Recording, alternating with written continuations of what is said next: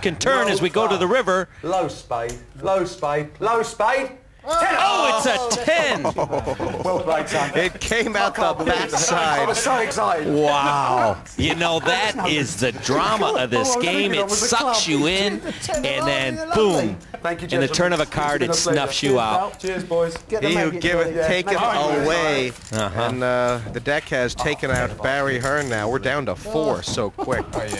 And great news for Tony G. At one stage down to 7,000, Barry Hearn looked like he would make the comeback of TV poker dreams. But Tony G is unstoppable at this table tonight, and the governor is out. Oh man, that's so close. So I mean, this game is so frustrating and so great. It's what makes it so exciting. You know, I probably made a much too aggressive call on the pair of sixes, which did the big damage to my stack. And 7,000, I was going fishing. You know, that was the end of my day. And I probably got lucky and built up. And of course, if the nines had held up in the last hand, I'm up to about 130,000. I'm really back in with a squeeze, but that was a good run. And the old phrase, a chip in a chair, you know, it's so true. People do sometimes, you know, they get down to a very short stack, they give up. And there's no need, because if you get lucky, if you can have, you know, some control over when you push your chips in, don't just do it, you know, willy-nilly, then you can come back in this game. And I nearly, that would have been one of the, to win that table from where I was would have been one of the great TV programs and poker games of all time. And I wasn't that far away, but hey, that's like, and you know, Tony G is going to be tough to beat now.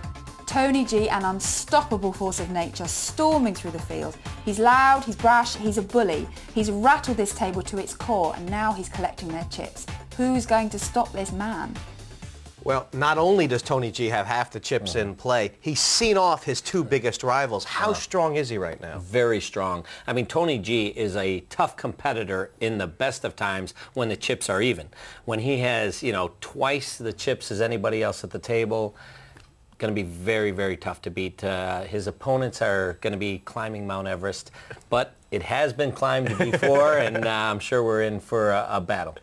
Domination on the cards. There's 4 left. Let's check out the action. Tony G. He's got the button now. Blinds come around quick 4-handed, and 3 and 6,000. I mean, these blinds are pretty serious. Right, and they're going to only increase from here. That's a great thing about tournament poker is the blinds increase, the pressure increases, the opponents are forced to decisions, pairs are big at this point, and as you can see, Kevin wakes up with a pair of 8s. Yeah, Dykhoff will like those. He's fiddling with the reds. Those are 5,000 each. 15. And 15,000 is 6 plus 9, fair bet? Very fair bet. 2.5 times the blind. You know, it's going to put your opponents at a little decision, and also wonder, as you can see David does here, what can he possibly have? Is it a bit of a halfway hand, or is automatic play? With the 8s? With the ace-jack now for Gregory. Oh, with the ace-jack? No, I think it's a bit of a thought, you know. I think it is at least a call, if not a re-raise. Well, David Gregory has decided to peek at the flop. This pot now, 36,000 in there, and the action will be on Gregory when the flop comes down. And this is interesting. Right, all clubs, and David Gregory with the nut flush draw now should be able to win this pot. Well, he's gone all in straight away. Right. How's Dykhoff going to feel? Well, he's got to be nauseous, you know. It's very tough to put your opponent on flopping a flush, and but he doesn't really have too much to make a stand with here. I mean, looking at the percentages, if Dykhoff does call, it'll be a straight race, Kenna. But this'll be a wire to wire. He folded. I mean, is that just the power of getting your chips in first? Yeah, you know, actually you steal position. Even though David Gregory was out of position, because he was first to act after the flop, he actually steals position from his opponent. You like your hands? Yeah, I wanted to play and all in again. Kenna, does the fact that there's only one person going through second place worth nothing on this table, should that affect how these players play? It absolutely should affect how they play, Jesse. You should be playing lights out, you know, kill or be killed. There's only one winner. But you told me to stop, right? We worked it out the other day. You have to play like there's no tomorrow. 7%. And that's where I believe Tony G cannot let up. He cannot rest on his laurels. He's got to keep the pressure up, you know. Dykhoff in the small blind here.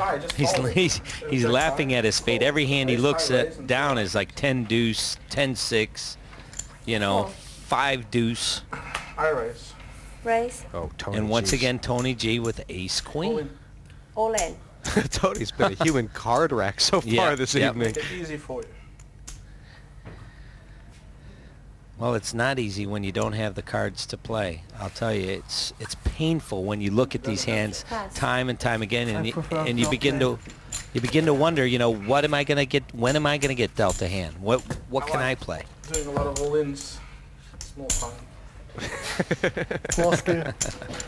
Not really. Running It's a lot of commentary skill. from Tony. Sometimes See, and- you just take 4,000. It's nice.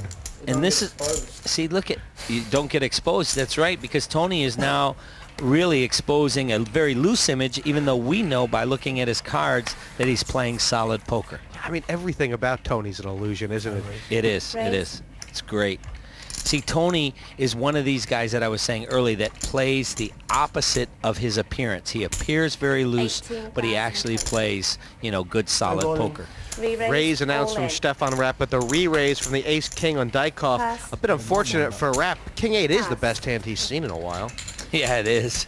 Unfortunately for him, he hasn't had much to work with. Can he afford to let this hand go? Well, you know, it's tough because he looks, if he glares over to his right, he sees these, you know, these towers of chips, and he might just think that he has to gamble here, but you never, you know, you always have a choice. $49,000 more, you know, to Stefan Rapp. I think he's got to conserve his chips and think, well, if I double up twice, I'll have 240,000, right? Rapp thinking like it's not automatic. He is dominated here.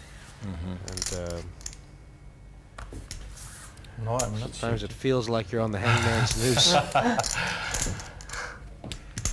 Little shorter breath, licking the lips. Very tough decision. Easy for us to say here in the studio, but believe me, when you're out there and you're facing that raise for all your chips, all the emotions are going through you. It's tough to think logically. Rapp's folded. I mean, Oh yes, it good takes a play by lot of Stefan Rapp. confidence in your game to fold there, doesn't it? It, you know, and you got to keep your ego in check, you know, and so much. You got to swallow your pride. Big raise, though.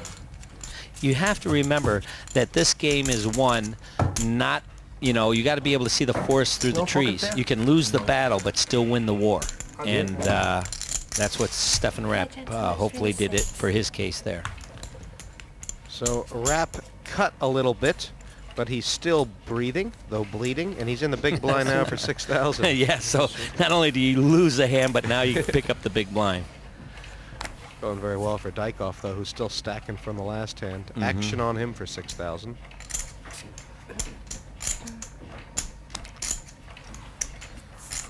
Dykhoff in there with a puncher's chance, I guess. I like that, a punter's chance.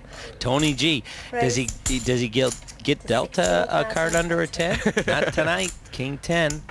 There's another raise, small blind from Tony G, and Gregory's got a re-raising hand. Wow. And David Gregory has seen his fair share of hands tonight too, so it's no coincidence that these two are the chip leaders at the table. They've been being dealt the hands. Re-raise.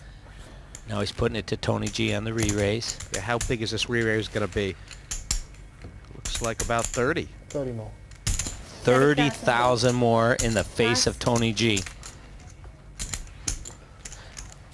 Tony G calls here. He will have position on Gregory. Right. Yep, and Tony G does call. If there is a weakness in Tony G's game, it is the play before the flop calling raises with inferior hands. Action will be on Gregory. He's hit hard. Wow. Top 2.